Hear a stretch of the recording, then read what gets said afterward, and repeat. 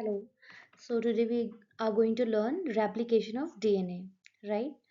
So the replication of DNA is very important topic. Why? Because it happens in our body for millions and millions of the time, right? So if you don't know anything about the how DNA are made or RNA are made, so please visit to my previous slide and watch it and learn it, okay? And then come to this slide so that you will learn to know extra things, okay? And yeah, one thing more, please do like and subscribe to my channel so that I get keeps motivated to teach you the way I am teaching. Thank you. So we move further now. So as I already said that ये जो DNA का replication है ये हमारी body में millions of the time होता है, तो हमें इसको समझना बहुत ज़रूरी है, राइट? आपको पता होगा जो डीएनए के अंदर जो न्यूक्लियस के अंदर जो हमारा डीएनए प्रेजेंट होता है उसकी जो लेंथ होती है वो 1 मीटर होती है, राइट? और उस 1 मीटर डीएनए में 30,000 जीन्स प्रेजेंट होते हैं. Oh my God, this is a vast number. सोचो हमारी सेल इतना छोटा होता है जो हमें माइक्रोस्कोप से दिखता है, और उस माइक्रोस्कोप में जो न्यूक्लियस होता है उस न्यूक्लियस के अंदर जो डीएनए होता है वो डीएनए 1 मीटर लंबा होता है, राइट? सोचो, और हमारी बॉडी कितने सारे सेल्स से बनी और कितने सारे डीएनए प्रेजेंट हैं, और उन डीएनए में 30,000 जीन्स हैं, और वो जीन्स जो है वो जेनेटिक मटेरियल लिए हुए हैं हमारा, right? It's just like a house, right? एक घर है जिसमें जो तिजोरी है आपकी, उसमें आपकी जीवन भर की जो संपत्ति है, सोना है, वो आपने एक तिजोरी में डाल के रखा हुआ है, राइट? तो वैसे ही हमारा शरीर है, हमारे शरीर में हर एक सेल जो है वो एक घर है, और उस घर में जो भी इम्पोर्टेंट चीज है वो कहाँ पे प्रेजेंट है? हमारे न्यूक्लियस के अंदर जो डीएनए है वो उसकी तिजोरी की तरह है, उसमें जेनेटिक मटेरियल है, और जेनेटिक मटेरियल में न्यूक्लियोटाइड्स हैं, और आपको पता है जो मैंने आपको पिछली स्लाइड में पढ़ाया हुआ है. और ये डीएनए हमारी बॉडी में जब रेप्लिकेट होते हैं तो आप देखिए विद नो एरर और बेसिक मिनिमम एरर में हमारी बॉडी में होते हैं, और वरना हम लोग बिल्कुल नॉर्मल होते हैं, राइट? लाइक एग्जाम्पल, अगर आप कभी किसी जेनेटिक डिजीज के बारे में पढ़ते हैं तो आप उसमें एक लाइन जरूर पढ़ते होंगे कि वो जो डिजीज है वो किसी 1000 में से एक को हो रही है, किसी 10,000 में से एक को हो रही है, राइट? तो ये चीजें इस तरह से हमारी बॉडी में हो रही हैं कि हम लोग बिल्कुल नॉर्मल हैं, और अगर हमारी बॉडी में कुछ हो रहा है, पैदा होने के बाद से ही कुछ ना कुछ जेनेटिक म्यूटेशन हो रहे हैं, हुए होंगे, तभी हम लोग जब बॉर्न होते हैं तो हमारे अंदर कोई ना कोई डिसेबिलिटी प्रेजेंट होती है, राइट? जैसे आपको पता होगा जो बच्चों में टाइप 1 डायबिटीज होती है, राइट? वो कितनी रेयर डिजीज है. हर बच्चा पैदा हो रहा है, हर बच्चे को तो नहीं हो रही, but rare of the rare बच्चों को टाइप 1 डायबिटीज जो है वो हो रही है. तो इसका मतलब ये है कि कुछ ना कुछ उनमें प्रॉब्लम हुई है, लेकिन हर बच्चे में नहीं हो रही है. तो इसका मतलब ये है कि हमारे यहाँ हमारी बॉडी के अंदर जो डीएनए रेप्लिकेशन हो रहा है वो या तो उसमें कोई एरर नहीं है, और अगर है तो मिनिमम एरर है, और वो एरर आप उसके बारे में वो फिर डिजीजेस में आ जाता है, राइट? और फिर उन डिजीज को क्या कहते हैं कि वो म्यूटेशन हो गया. आपने ये वर्ड भी बहुत कॉमन सुना होगा कि अगर कोई जेनेटिक मटेरियल में कुछ इशू है तो कहते हैं अरे ये तो म्यूटेशन हो गया, राइट। आपने एक कॉमन अनीमिया के बारे में पढ़ा होगा, सिकल सेल अनीमिया। ओके, तो अब आपको पता होगा कि वो सिकल सेल अनीमिया जो है ये हमारी बॉडी में कहाँ पर होता है। ऑब्वियसली अनीमिया है तो कहाँ पर होगा, हीमोग्लोबिन में होगा, और उसके बीटा जीन्स में होता है ये, राइट। जब उसका सब्स्टिट्यूट आ जाता है वैलीन, म्यूटेशन सब्स्टिट्यूट आता है valine for a glutamic acid in the beta globin chain, तो क्या होता है, हमें सिकल सेल अनीमिया हो जाता है, राइट। तो आप देखो कि ये इसी तरह से काफी म्यूटेशन होते हैं जिनके बारे में हम लोग आगे चल के पढ़ेंगे। और रेप्लिकेशन हमारी बॉडी के लिए क्यों इम्पोर्टेंट होता है, क्योंकि हमारी बॉडी को ग्रोथ चाहिए होती है, डेवलपमेंट चाहिए होता है, जिसकी वजह से हमारी बॉडी में कंटिन्यूअसली रेप्लिकेशन होता है। अब अगर मैं आपको एक एग्जांपल के तौर पे बताऊं, जो फर्टिलाइज एग होते हैं, तो फर्टिलाइज एग कैसे बनते हैं, 23 maternal chromosome and sperm paternal chromosome, जब ये दोनों मिल जाते हैं तो क्या होता है, fertilised ovum, right. you know this term fertilized ovum, when male and female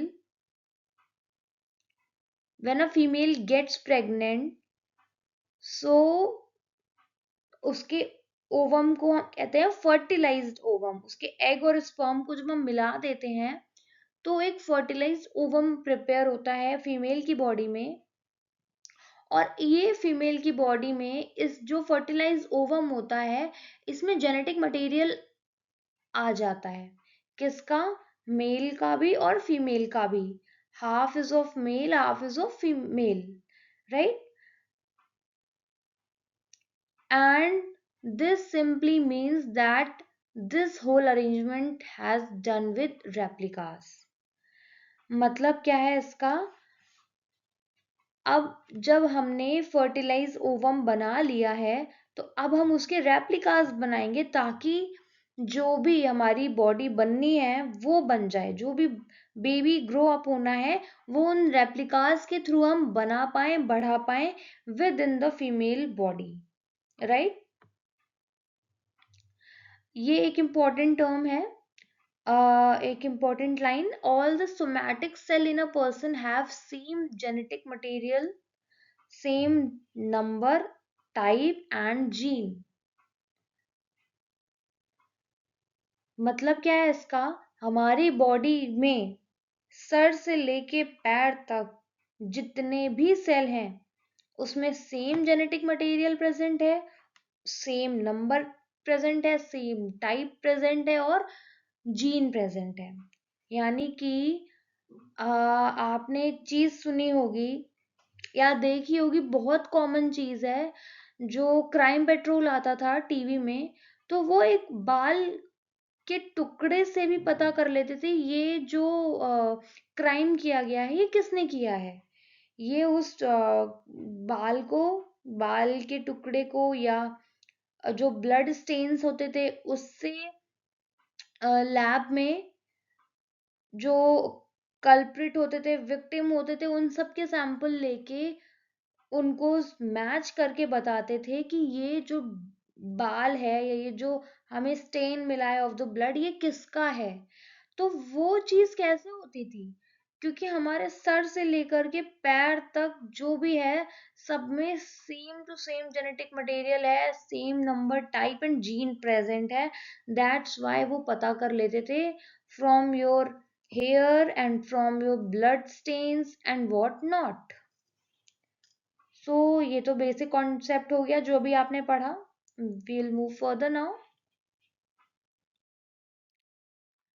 ये क्वेश्चन आता है, बहुत इंपॉर्टेंट क्वेश्चन है कि अगर हमारी बॉडी में if all the cell have all the same gene, then how come every tissue are working differently, right? अगर हमारी बॉडी में सेम जीन्स हैं, सब कुछ सेम है, हमारी हर टिश्यू में सब कुछ सेम है, तो फिर हमारी बॉडी अलग अलग फंक्शन कैसे कर रही है? ठीक है, तो उसका सीधा सा एग्जाम्पल ये है, उसका सीधा सा आंसर ये है कि in different cells genes which are expressing are different.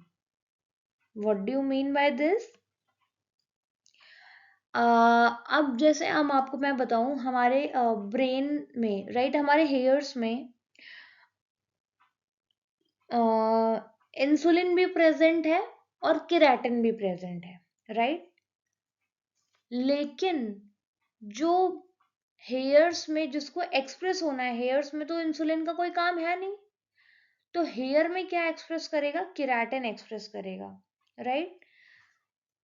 और जहां पर हमें इंसुलिन की जरूरत है, ठीक है, पैनक्रियाज में, तो वहां पर भी हमारा केराटिन प्रेजेंट है, बट वहां पे केराटिन की जरूरत नहीं है, इसलिए वो एक्सप्रेस नहीं करेगा वहां पे क्या इंसुलिन एक्सप्रेस करेगा, राइट। तो ये बिल्कुल उसी तरह से है जैसे कि आप हो, ठीक है, आप एक स्टूडेंट हो, लेकिन जब आप अपने पेरेंट्स के सामने होते हो, आप जो हरकतें अपने पेरेंट्स के सामने कर सकते हैं, वो हरकतें आप अपने टीचर के सामने नहीं कर सकते, और जो चीज आप अपने टीचर के सामने करते हैं वो आप अपने दोस्त के साथ नहीं करते, right. It's all that you are expressing differently in different areas, but you are the one, ठीक है। वैसे ही सेल जो है, वो सेल तो एक ही है, मगर वो हर अपनी अपनी जगह पर अपना अपना काम कर रहा है। अगर वो सर पर है तो उसका काम है बाल उगाना, तो वो बाल उगाएगा। अगर वो लीवर में प्रेजेंट है तो वो as a hepatocytes, as a hepar cells बन जाएगा। अगर वो स्किन में है तो वो मेलानिन प्रोड्यूस करेगा, उसका अपना काम है, राइट। वैसे ही सेल तो एक ही है, बट अगर वो किसी भी जगह प्रेजेंट है तो वो उस जगह वो अपना काम कर रहा है। Due to which reason different cell express different type of gene. Due to that reason different cell make different type of mRNA, that is structure, function and metabolism etc will be different, ठीक है। इसका मतलब ये हो गया जो मैंने आपको बताया है कि हर चीज, हर सेल जहां भी प्रेजेंट है वो अपने आप को उसी तरह से एक्सप्रेस करेगा, ठीक है। Now will move further. इसका फंक्शन कैसा है, right.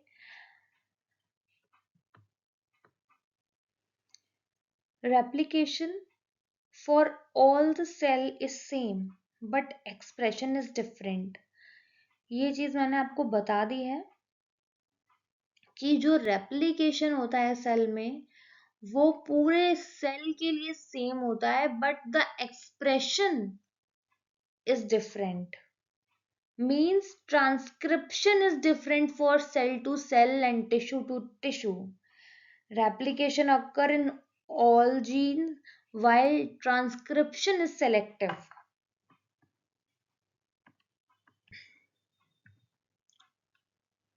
Genes will be expressed, right? तो इसका क्या मतलब हुआ, आप इस डायग्राम से देखो। डीएनए जब खुद को रेप्लिकेट करता है, जब खुद की रेप्लिका बनाता है, जब खुद की कॉपीज बनाना शुरू करता है, तो वो सर से लेकर के पैर तक जितने भी सेल्स हैं वो सबके अंदर रेप्लिका बनाएगा, राइट। लेकिन जब इस डीएनए से वो आरएनए में कन्वर्ट होंगे, वो रेप्लिकास जब आरएनए में कन्वर्ट होंगे, तो उस प्रोसेस को हम ट्रांसक्रिप्शन कहते हैं। और वो जो ट्रांसक्रिप्शन होगा वो सेलेक्टिव जीन्स का होगा, यानी कि अगर वो जीन्स हमारे लिवर के हैं तो वो ट्रांसक्रिप्ट होके क्या हिपैटोसाइट्स बन जाएंगे। अगर वो ब्रेन में हो रहा है तो न्यूरॉन होगा, और अगर वो स्किन में है तो आपको पता है उसका क्या फंक्शन है, वो हेयर्स में है तो वो क्या हेयर उगाएगा, राइट। अगर वो नेल्स में है तो वो आपको हर चीज पता है। जहां पर वो जैसे भी होगा, वो जिस भी स्थिति में होगा, अगर वो हमारे लीवर सेल्स में है तो वो एज अ लीवर काम करेगा। अगर वो हमारे हार्ट में है तो वो हैज अ जो उसके सेल्स होंगे वो हार्ट की तरह काम करेंगे, राइट। इसका मतलब यही है कि डीएनए में जो रेप्लिकेशन होता है वो तो सारे जीन्स में हो जाता है, लेकिन जो ट्रांसक्रिप्शन होता है वो इतना सिलेक्टिव होता है, इतना ऑर्गेनाइज्ड होता है कि बॉडी को पता है कि इस जगह पर हमको हार्ट रखना है और यहाँ पर हार्ट के सेल्स बनाने हैं, यहाँ पर हमें लिवर रखना है तो यहाँ पे लिवर के सेल्स बनाने हैं, यहाँ पे ब्रेन है तो यहाँ न्यूरॉन्स बनेंगे, राइट। तो ये चीज आपको पता हो गई। और जब एक बार ट्रांसक्रिप्शन हो जाता है तो फिर वहां पे हमारे प्रोटीन्स बनते हैं and all the further events has been done in our body, right. तो अब पढ़ते हैं पेरेंट डीएनए, कैसे ये रेप्लिकेशन होके चीजें कैसे होती हैं, राइट। तो देखो, जो हमारा एग होता है, राइट, ये हमारा एग हो गया, फीमेल एग, और ये हो गया स्पर्म, ठीक है। तो इस स्पर्म का जो न्यूक्लियस होगा, देखिए कभी भी फीमेल के एग में पूरा का पूरा स्पर्म नहीं जाता, सिर्फ और सिर्फ जो न्यूक्लियस प्रेजेंट होता है स्पर्म के अंदर, वो न्यूक्लियस इस एग के अंदर जाता है। और इस एग के अंदर फीमेल, ये फीमेल की बॉडी है, ठीक है। फीमेल की बॉडी में जो ये सोमा सेल्स हैं, ठीक है, उनके अंदर, उसके एग के अंदर क्या प्रेजेंट है? फीमेल का सेल वॉल है, फीमेल का साइटोप्लाज्म है, फीमेल का अपना न्यूक्लियस है, और यहाँ पर एक मेल न्यूक्लियस अलग से आता है और फीमेल का माइटोकॉन्ड्रिया है। सारी चीजें जो है फीमेल की हैं, सिर्फ और सिर्फ स्पर्म में जो प्रेजेंट एक न्यूक्लियस है, वो न्यूक्लियस जा रहा है फीमेल बॉडी के अंदर। दैट्स वाई जो आगे की चीजें बनती हैं, ठीक है, उनको हम, जो आगे के सेल डिवीजन होते हैं, जो दो सेल डिवाइड होंगे इसमें, अभी एक से दो बनेगा, दो से चार बनेंगे, जो बेबी बनेगा बेसिकली। तो बेबी बनने से पहले जो ये सेल डिवीजन होता है, इसको हम कहते हैं डॉटर सेल। सबसे स्टार्टिंग में एक सेल से दो सेल बनेंगे, राइट। और इन दोनों सेल को हम कहते हैं डॉटर सेल, क्योंकि इसमें जो मेल का कंट्रीब्यूशन है वो सिर्फ और सिर्फ इतना है कि उसने अपने स्पर्म का एक न्यूक्लियस फीमेल बॉडी में दिया है, दैट्स वाई। और बाकी सारी चीजें, ठीक है, वो सब किसकी है? फीमेल की हैं, that's why it is known as two daughter cell, ना कि टू सन सेल या मेल सेल, ऐसा नहीं बोल सकते, क्योंकि फीमेल की एनर्जी, फीमेल की बॉडी, फीमेल के सेल्स में ही सब कुछ मेल का हो रहा है, right. That's why this is known as two daughter cell. उसके बाद जो न्यूक्लियस होता है मेल का, वो एक्स जा रहा है कि वाई जा रहा है, वो डिसाइड करता है कि बच्चा आगे चल के फीमेल बनेगा या मेल बनेगा, वो चीजें बाद में डिसाइड होती हैं, राइट। तो क्या हुआ, पहले पेरेंट्स का डीएनए बना और यहाँ पे बना जाइगोट। पहले पेरेंट्स ने अपना अपना न्यूक्लियस एग में दिया, और एग में फिर वो उस एग को हम कहेंगे जाइगोट, और वो जाइगोट जो है वो मल्टीप्लाई करेगा N number, billions of time, उसमें रेप्लिकेशन होंगे, सेल डिवीजन होगा, और एक सेल से दो सेल, दो सेल से चार सेल, हो के वो एक पूरा का पूरा बेबी बन जाएगा, राइट। ये चीज आपको समझ में आ गई। अब देखो, जो क्या कहते हैं, इसमें न्यूक्लियस होता है, राइट? वो न्यूक्लियस इसके अंदर जा रहा है पूरा का पूरा। तो न्यूक्लियस के अंदर क्या प्रेजेंट होते हैं? क्रोमोसोम। क्रोमोसोम में क्या होता है? क्रोमोसोम में 23 पेयर्स होते हैं, राइट? और इधर इसके फीमेल बॉडी के 23 क्रोमोसोम। जब ये दोनों मिल जाते हैं, ठीक है, जब ये दोनों मिल जाते हैं तो हमें क्या मिल जाएंगे? 2n मिल जाएंगे, क्योंकि दो न्यूक्लियस हो गए और 23 क्रोमोसोम फीमेल बॉडी के, 23 क्रोमोसोम मेल बॉडी के, दोनों क्या मिलके बना देंगे? 46 टोटल नंबर ऑफ क्रोमोसोम, या हम ये कहेंगे 23 पेयर्स ऑफ क्रोमोसोम, राइट? और वो दोनों मिल करके आपस में, ये इनके क्रोमोसोम और इनके क्रोमोसोम आपस में अपने आप को ऐड कर लेंगे, और ऐड करने के बाद मल्टीप्लाई करेंगे।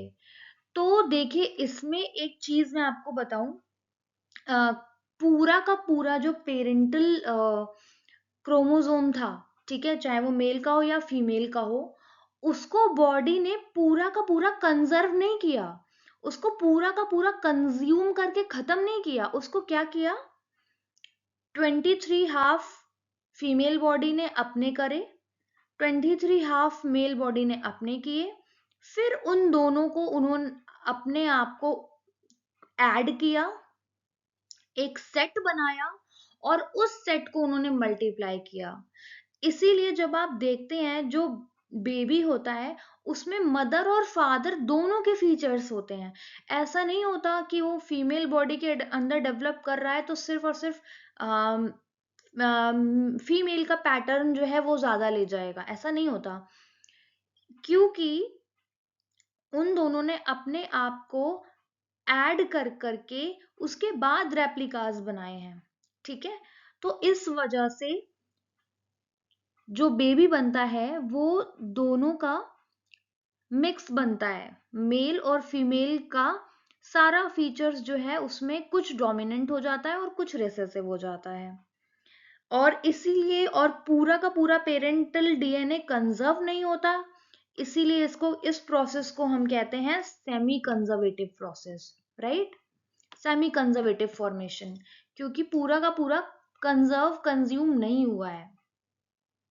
और फिर ये लोग अपने आप को हाफ करके उसको रेप्लिका बनाते हैं, रेप्लिका बना के सेल डिवीजन होता है।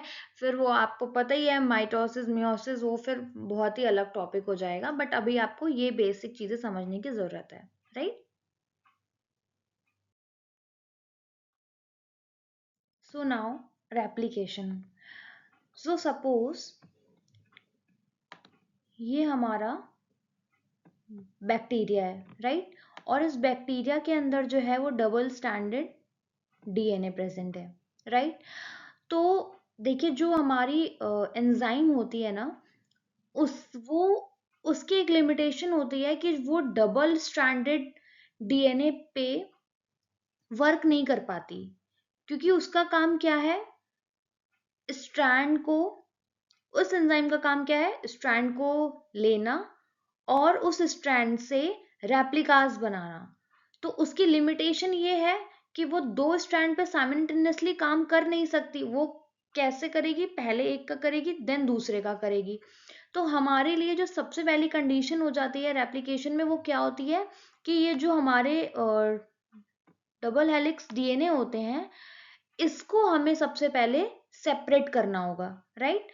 तो हमने क्या किया, मैं आपको सपोज इतना सा पार्ट लेके मैं ये इसको अलग कर लिया, राइट? अब आपको पता है कि एटी रिच एरिया जो होता है उसमें बिकॉज ऑफ डबल बॉन्ड वो वीक होता है। तो जो हमारा डीएनए ए प्रोटीन होता है ये बहुत चालाक होता है। ये क्या करता है? सबसे पहले पूरे मॉलिक्यूल को रीड करेगा, और उसको रीड करने के बाद, पूरे डीएनए को रीड करने के बाद, ये क्या करेगा, जहां पर भी उसको एटी रिच एरिया ज्यादा नजर आएंगे वहां पर जा करके इनिशिएट करेगा रेप्लिकेशन को। तो रेप्लिकेशन के लिए सबसे पहले उसको सेपरेट करेगा, कहां पर जाकर के एटी रिच एरिया को ढूंढेगा, वहां पर डीएनए ए प्रोटीन लगाएगा, फिर उसको, ये देखिए आप, ये देखिए कितना दूर कर दिया, ये इन्होंने एक बबल टाइप का बना दिया, राइट। तो ये सबसे पहले डीएनए ए प्रोटीन का काम होता है रेप्लिकेशन को इनिशिएट करना, एटी रिच एरिया को ढूंढना और उसको अलग करना। और देखिए जहां पर भी आपको ये दिख रहा है, या फिर जो ये एंजाइम है जिसको ये दिख रहा है कि यहाँ पर एटी रिच एरिया ज्यादा है, तो इस एरिया को हम क्या कहते हैं, OOR means origin of replication. It's so easy to remember, right? और आपको पता है कि ये क्योंकि हम बैक्टीरिया का पढ़ रहे हैं, लेकिन क्या ह्यूमन डीएनए पे सिर्फ और सिर्फ एक जगह हमें एटी रिच एरिया दिखेगा? बिल्कुल नहीं, हमें काफी सारी जगह दिखेगा, जिसकी वजह से हमें मल्टीपल बबल दिखेंगे और डीएनए में हमें मल्टीपल OOR रीजन दिखेंगे, राइट। अब ये एक प्रोटीन आता है सिंगल स्ट्रैंड बाइंडिंग प्रोटीन। अब आप देखो, हमने डीएनए का रेप्लिकेशन करना शुरू किया, तो जो सबसे पहला पॉइंट था वो ये था कि हमने उसका सबसे पहले हमने उसका ओरिजिन ऑफ रेप्लिकेशन ढूंढा।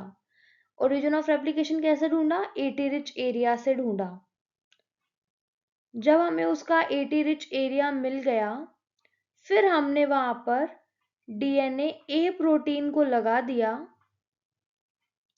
जिसकी वजह से वो जो ओपनिंग है वो उसको और ज्यादा बाहर से खींचे, उसको और ओपन करने में हमारी मदद करे।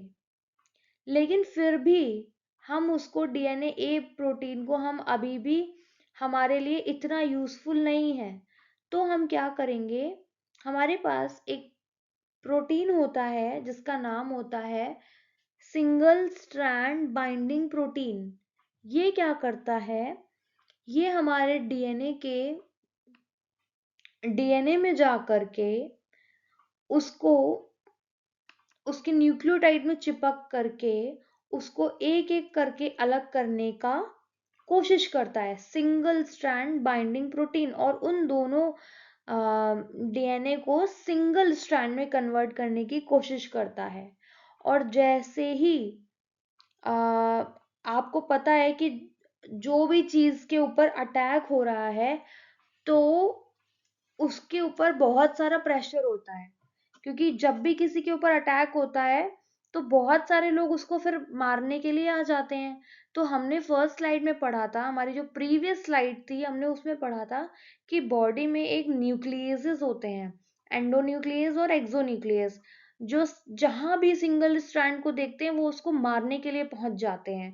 तो जैसे ही हमारा ये सिंगल स्ट्रैंड बाइंडिंग प्रोटीन इन दोनों को अलग करने की कोशिश करेगा, वैसे ही हमारा न्यूक्लियस आ जाएगा कि यार अब तो ये सिंगल हो गया, इसको मारो।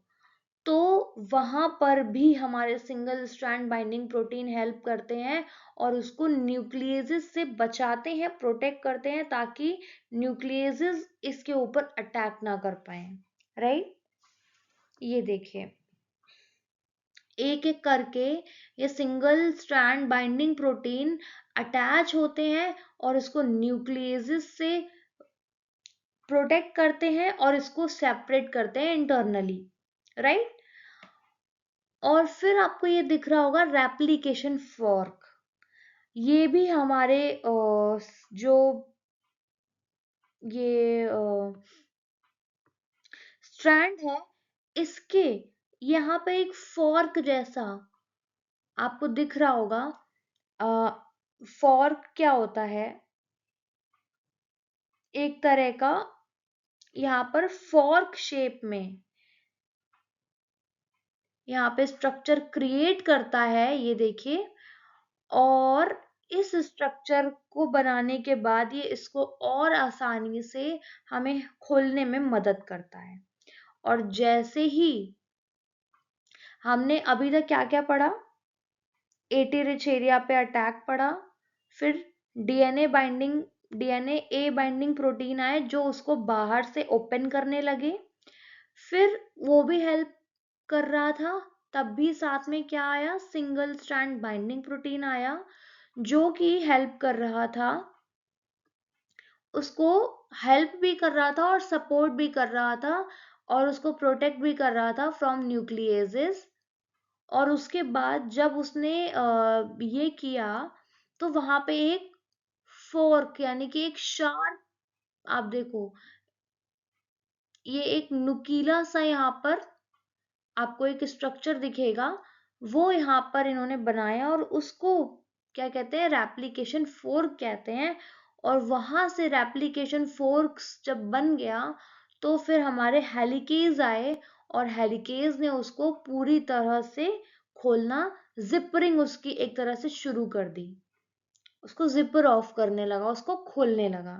राइट, अभी तक हमने कितने सारे प्रोटीन्स के बारे में पढ़ लिया है, आपने खुद देखा। DNA A protein, single strand binding protein, और फिर अब हम हेलिकेज एंजाइम के बारे में भी पढ़ लिया हमने। राइट, आगे चलते हैं। टर्म्स यू लर्न, रेप्लिकेशन आपको पता चल गया, रेप्लिकेशन क्या है। Replication is a process which occur in DNA. Transcription क्या है, ट्रांसक्रिप्शन एक सेलेक्टिव मेथड है।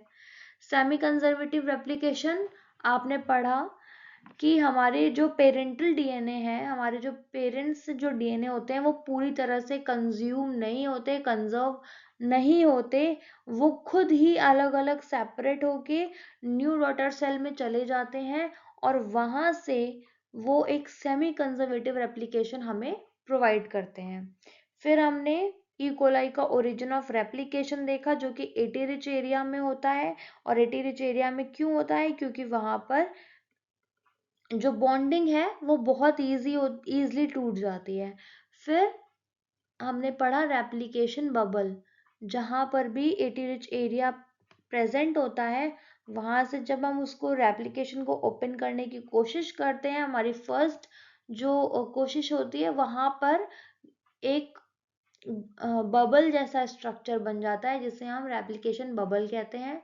रेप्लिकेशन फॉर्क के बारे में मैंने आपको बताया कि रेप्लिकेशन फॉर्क जो है एक स्ट्रक्चर है, वो बन जाता है जब हम सिंगल स्ट्रैंड बाइंडिंग प्रोटीन को लगाते हैं, तो वहां पर एक नुकीला शार्प ऑब्जेक्ट जैसा एक स्ट्रक्चर फॉर्म होता है और वहां पर हम जैसे ही हेलिकेज को लगाते हैं तो हमारा जो रेप्लिकेशन है वो जिपर ऑफ होने लगता है, यानी कि खुलने लगता है। तो अभी तक हमने सारे टर्म्स पढ़ लिए, राइट। नाउ अब आप देख रहे होंगे इस पे तो कुछ लिखा ही नहीं है, ये तो सिर्फ मैंने एक रस्सी बना दी है। तो ये ऐसा मैंने क्यों किया है, देखिए जब भी आपको पता है हम जब भी कोई कॉइल्ड चीज को ओपन करने की कोशिश करते हैं, आप एक रस्सी लो और मतलब दो रस्सी लीजिए और उन दोनों रस्सियों को आप आपस में कॉइल करने लगें और उसके बाद जब आप उसको खोलेंगे तो ये नेचुरल सी चीज है, ये इस तरह की जो ये वेट अ मिनट, ये जो इस तरह के स्ट्रक्चर हैं, ये आप कोई भी अगर रस्सी को बांध करके फिर उसको इस तरह से खोलेंगे तो जब बांधेंगे तो ऐसे बन जाएगी, लेकिन जब आप उसको खोलने का ट्राई करेंगे तो आप ये देखिए ये इस तरह की चीजें, इस तरह की जो चीजें हैं, क्वाइल, ये जो सुपर क्वाइल हो रहा है ये क्वाइलिंग होने लगेगी। तो क्या ये नेचुरल प्रोसेस नहीं है, is it a natural process, yes it is a natural process. लेकिन क्या ये हमारे डीएनए में होता है, ऑफ कोर्स, क्योंकि हमारी बॉडी इतनी नेचुरल है, सब कुछ नेचुरल तरीके से बना है, तो हमारी बॉडी में ये नेचुरल चीज जो है ये होगी ही होगी। तो इसको जो है वो तोड़ने के लिए हमारी बॉडी कुछ और चीजों को प्रोड्यूस करती है और उसके बाद इनको भी वो रिजॉल्व करने की पूरी कोशिश करती है विदाउट एनी म्यूटेशन। ये चीज बहुत आप ध्यान से सुनिए, विदाउट एनी म्यूटेशन। ये चीज मैं आपको आगे चल के पढ़ाऊंगी। अभी आपने ये चीज पढ़ी कि हम जब भी कोई आप इस रस्सी को डीएनए मानो, और अगर डीएनए को कोई एंजाइम उधर से खोलने की कोशिश कर रहा है तो ये जो क्वाइलिंग हो जाती है बीच बीच में, ये होना बहुत स्वाभाविक सी चीज है। राइट, आगे चलते हैं। तो क्या, एक तो होता है पॉजिटिव सुपर कॉइल और एक होता है नेगेटिव सुपर कॉइल। तो जो पॉजिटिव सुपर कॉइल होता है वो क्या होता है, ओवरबाउंड होता है। मतलब आप एक रस्सी लीजिए और आप उसको पीछे से खोल रहे हैं और वो आगे से ओवरबाउंड हो गई है, मतलब वो और ज्यादा टाइट हो गई है। देखिए, आप किसी भी चीज को खोलने का प्रयास करेंगे तो या तो वो और ज्यादा टाइट हो जाएगी या तो वो और ज्यादा ढीली होने के भी चांसेस हैं। राइट। तो अब यहाँ पे क्या है, अगर वो पॉजिटिव सुपर कॉइल में जाएगा तो यानी कि वो ओवरबाउंड है। आप देखो यहाँ पे ये कितनी ज्यादा तरह से और पास पास आ गया है, यहाँ पे कितनी सारी चीजें आ गई हैं। लेकिन अगर वो नेगेटिव सुपर कॉइल है तो क्या होगा, ये if the segment of DNA is over coiled, तो ये पॉजिटिव ओवर कॉइल्ड होगा, पॉजिटिव सुपर कॉइल होगा। और अगर नेगेटिव है तो ये थोड़ा सा ढीला हो जाएगा। राइट। और अगर पॉजिटिव होगा तो वो थोड़ा सा टाइटर साइड में चला जाएगा। राइट।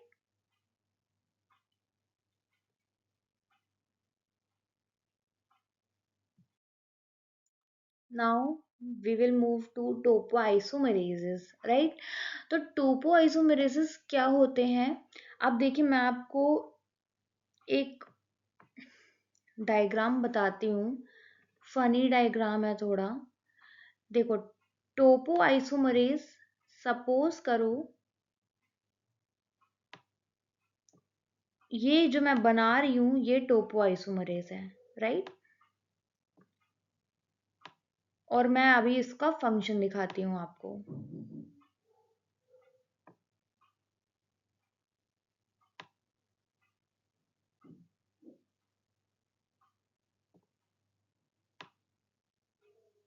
सी,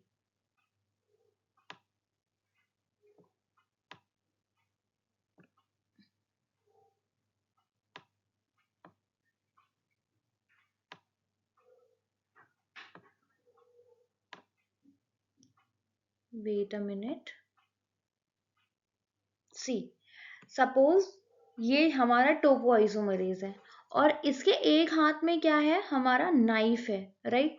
और जो दूसरा हाथ है उसमें आप ये देख रहे होगे कोनिकल फ्लास्क टाइप का है और उसके अंदर कुछ भरा हुआ है और वो है हमारा ग्लू। राइट। तो अब देखो इसका वर्क क्या होता है। सपोज ये हमारा डीएनए है। राइट। तो जब ये ओवर कॉइलिंग हो जाती है, पॉजिटिव ओवर कॉइलिंग हो जाए या नेगेटिव ओवर कॉइलिंग हो जाए, तो ये टोपो आइसोमरेज आता है और अपनी नाइफ की हेल्प से ये क्या करता है, जहां पर भी ओवर कॉइलिंग हुई रहती है। राइट। ये सपोज यहाँ पर इसकी ओवर कॉइलिंग हो गई है इस डीएनए की, तो यहां पर ये अपना नाइफ लाएगा और यहां पर इसमें कट मार देगा। राइट। और जब इसमें ये कट मारेगा तो व्हाट डू यू थिंक, ये चीज यहां से अलग हो जाएगी। राइट। और जैसे ही ये ओवर कॉइलिंग अलग होगी तो क्या हमें एक सीधा साधा स्ट्रक्चर नहीं मिल जाएगा, मिल जाएगा। और उसके बाद जो ये इसका ग्लू टाइप का स्ट्रक्चर होता है जिसको हम लाइगेंड्स कहते हैं या लाइगेजेस कहते हैं, तो ये लाइगेजेस क्या करते हैं, जब ये स्ट्रक्चर ओवर कॉइल्ड से सिंपल रिलैक्सेशन फॉर्म में आ जाता है, तब ये लाइगेंड्स जाके उसको वापस से अपनी जगह, जहां, क्योंकि ऑब्वियसली ये हम इसमें कोई चेंज तो कर नहीं सकते, क्योंकि अगर हमने इस डीएनए में सपोज कोई चेंज कर दिया, तो क्या वहां पे हमें म्यूटेशन देखने को नहीं मिलेगी? ऑफ कोर्स मिलेगी। तो ये क्या करता है, उसका जो सीक्वेंस होता है उसको याद रखता है, और फिर उसमें कट लगाता है, और कट लगाने के बाद लाइगेंड्स यानी कि अपना ग्लू लाता है और चमत्कार दिखाता है। क्या करता है, उस लाइगेंड्स की हेल्प से ये वापस से जो इसने डीएनए को जिस सेगमेंट से जहां से कट किया रहता है, उसको जब वो उस रिलैक्सेशन फॉर्म में आ जाता है, जब वो रस्सी खुल जाती है, तो उस रस्सी को सेम उसी फॉर्म में बांध देता है। लेकिन कैसे बांधता है? ऐसे बांधता है कि अब वो ओवर कॉइल ना करे, यानी कि ओवरलैप ना करे। राइट। तो ये तो हो गया हमारा टोपो आइसोमरेज और लाइगेंड। लेकिन ये बहुत सारे फॉर्म में प्रेजेंट होते हैं। जैसे ये जो मैंने आपको बताया, ये तो टोपो आइसोमरेज 1 था, राइट। लेकिन ऐसे ही एक आते हैं टोपो आइसोमरेज 2, और इन टोपो आइसोमरेज 2 का काम क्या होता है? देखिए, सपोज यहाँ पर हमने अभी ये एक डीएनए की बात करी, राइट। लेकिन अगर रेप्लिकेशन बॉडी के अंदर हो रहा है, तो कई जगह हो रहा होगा, राइट। तो क्या इस डीएनए के ऊपर कोई और दूसरी जगह का डीएनए ओवर कॉइल नहीं कर सकता? बिल्कुल कर सकता है। इसका अपना चल रहा है ओवर कॉइलिंग, और कहीं से दूसरा आ गया इसके ऊपर, ये ओवरलैप कर गया। तो टोपो आइसोमरेज 2 यानी कि टॉप 2 का काम होता है, यहाँ पर आप जैसे एक नाइफ देख रहे हैं, वैसे यहाँ पर इसके पास 2 नाइफ हो जाते हैं, और ये उन 2 नाइफ से क्या करता है, इन दोनों को जहां पर भी इनकी ओवर कॉइलिंग होती है, उनको कट कर देता है। और कट करने के बाद उनको अलग अलग करता है, और अलग अलग करने के बाद उन दोनों को, ये देखिए, यहाँ पर जोड़ देता है, और इसको यहाँ जोड़ के बिल्कुल सीक्वेंस में बिल्कुल सीधा सीधा कर देता है, राइट। तो टोपो आइसोमरेज का काम मैंने आपको बिल्कुल क्लियर, क्रिस्टल क्लियर तरीके से समझा दिया। मैं इसको पढ़ देती हूँ। Topoisomerase is enzyme that change the shape of DNA by introducing breaks in the DNA strand. This help to remove knots and tangles. Knots and tangle आपको पता है, गांठें हो जाना, या बहुत ज्यादा गुड़ मुड़ के एक साथ हो जाना, tangles in the from the DNA. Topoisomerase का वर्क क्या होता है? क्या करता है? ट्रांजिएंट ब्रेक लगाता है, और topoisomerase 1 and 2 act by cutting the DNA backbone on a 1 और 2 स्ट्रैंड रिस्पेक्टिवली। तो 1 स्ट्रैंड के लिए टोपोआइसोमरेज 1, और 2 स्ट्रैंड के लिए टोपोआइसोमरेज 2, right?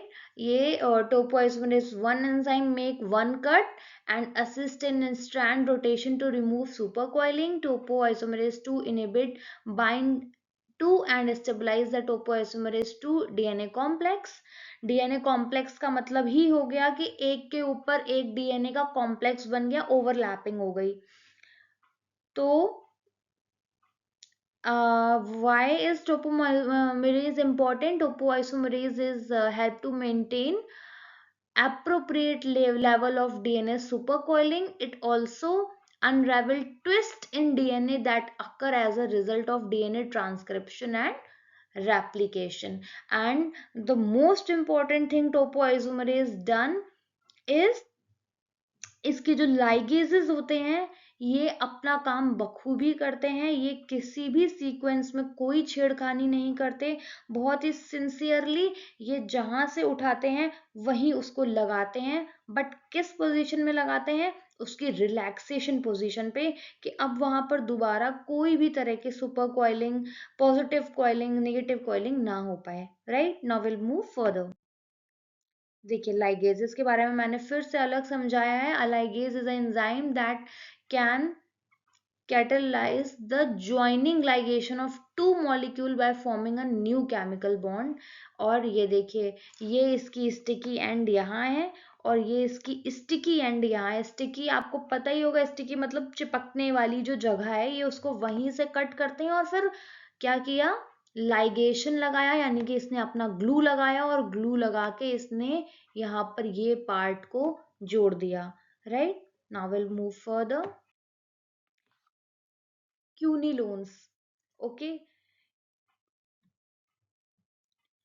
क्यूनिलॉन्स क्या होते हैं? देखिए, आपको पता है कि जब भी हमें कोई इन्फेक्शन होता है, बैक्टीरियल इन्फेक्शन होता है, तो हम क्या करते हैं, सिप्रोफ्लॉक्सासिन, ओफ्लॉक्सासिन, ये सब दवा खाने लग जाते हैं। तो वो किस फैमिली की हैं? वो क्यूनिलॉन्स फैमिली की हैं, ठीक है। तो ये कैसे वर्क करती हैं हमारे, इसका क्या मैकेनिज्म होता है? देखिए, जैसे बॉडी में टोपोआइसोमेरेज हैं, लाइगेंड्स हैं, वैसे ही बैक्टीरियल इन्फेक्शन, जो भी बैक्टीरिया हमारी नॉर्मल नेचर में प्रेजेंट है और वो हमें बीमार कर देता है, हमें जुकाम, खांसी, नॉर्मल जो बैक्टीरियल इन्फेक्शन हमें हो जाते हैं, तो वो कैसे उसमें ये क्यूनिलॉन्स वर्क करते हैं। अ, तो मैं ये आपको बताती हूँ। देखिए, जो हमारे बैक्टीरिया में टोपोआइसोमरेज प्रेजेंट होता है उसका नाम होता है टोपोआइसोमरेज 4, राइट। और जो डीएनए गायरेज होता है, ये भी बैक्टीरिया में प्रेजेंट होता है और इसका काम क्या होता है? Replication, right. टोपोआइसोमरेज का काम क्या होता है? रिपेयर। और डीएनए गायरेज जो बैक्टीरिया में प्रेजेंट होता है उसका काम क्या होता है? रेप्लिकेशन करना।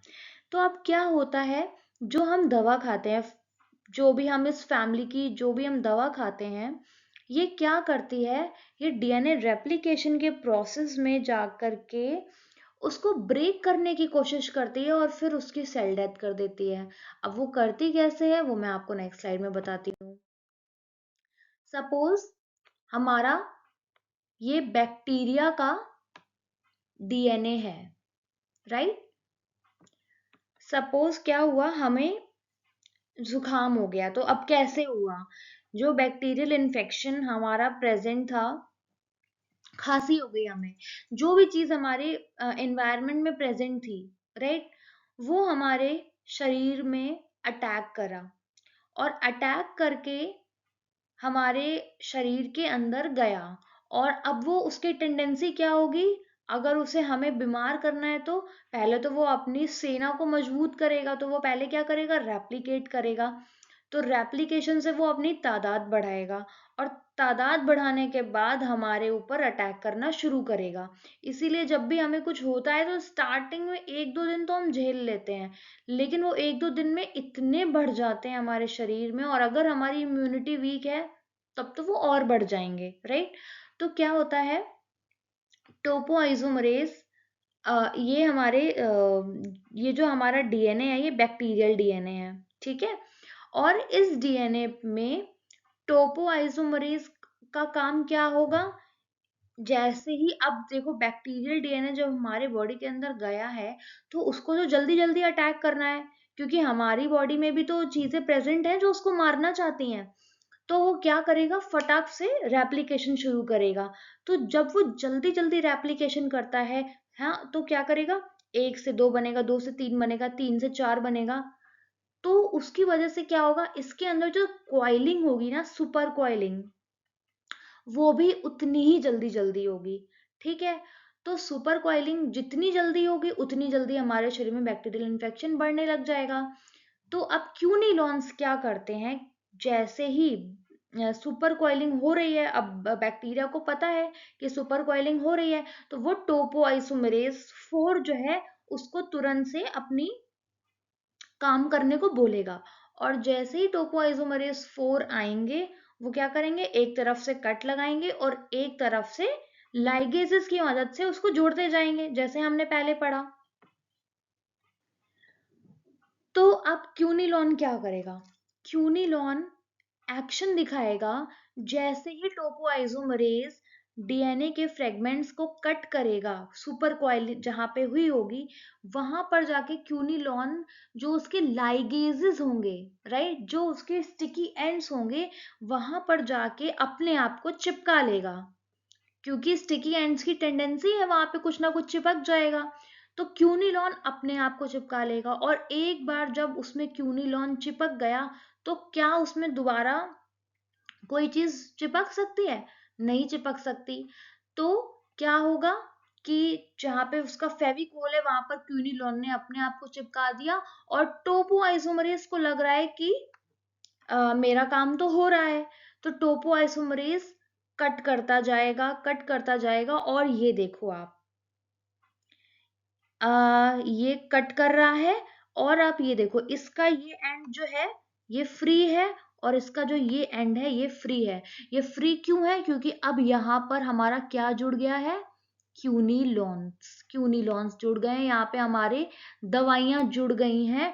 और अब देखो यहाँ से आगे कोई भी रेप्लिकेशन नहीं हो रहा है, ये इसके फ्री एंड हो गए हैं। ठीक है, ये इसके क्या हो गए हैं? फ्री एंड हो गए हैं।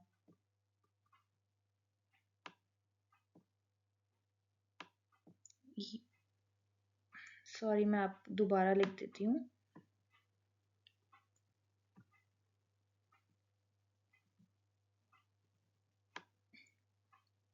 ये इसके फ्री एंड्स हो गए हैं, और जैसे ही इसके फ्री एंड्स होंगे तो टोपो आइसोमरेज को तो पता नहीं है।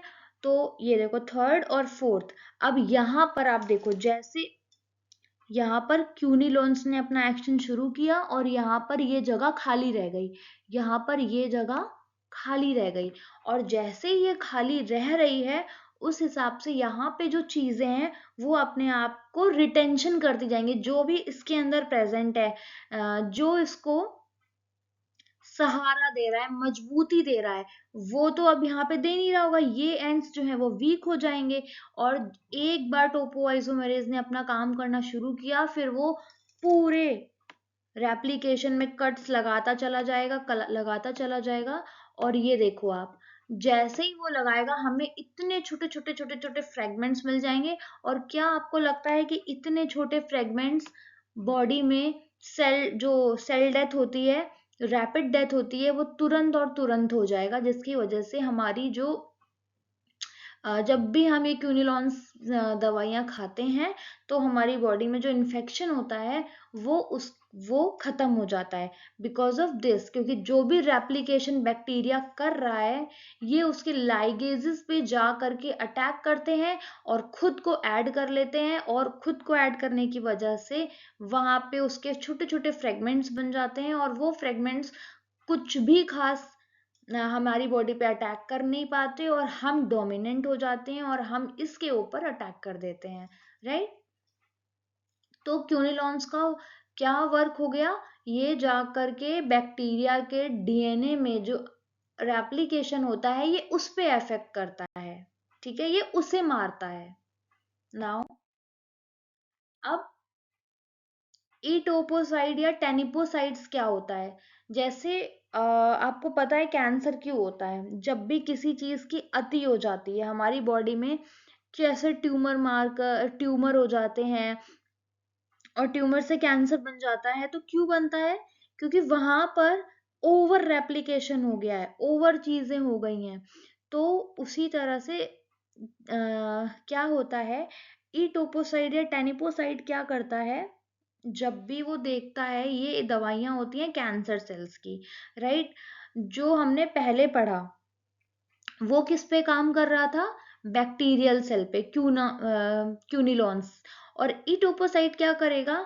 ये हमारे ह्यूमन डीएनए पे जो जहां पर भी एक्स्ट्रा रेप्लिकेशन, ओवर रेप्लिकेशन हो रहा है, ये जा करके क्या करेगा? देखिए आप, ये डीएनए है, ये इसमें ओवर रेप्लिकेशन हो रही है। तो टोपोआइसोमरेज गया, और जाने के बाद इसने कट लगाया। जैसे ही कट लगाया, हमने ईटोपोसाइड या टेनिपोसाइड को इंड्यूस कर दिया। इंड्यूस करने के बाद क्या होगा? ये वही काम करेगा कि ये लाइगेजेस में जाकर के चिपक जाएगा, और बॉडी कट करती रहेगी लेकिन ये जुड़ने नहीं देगा। और जैसे ये जुड़ने नहीं देगा, ये छोटे छोटे जो फ्रेगमेंट्स आपको दिख रहे हैं ये बॉडी में हो जाएंगे, और फिर फाइनली सेल डेथ या एपोप्टोसिस हो जाती है, जिसकी वजह से हम कैंसर से बच जाते हैं। तो ये कैंसर सेल्स की दवाइयां हैं। राइट?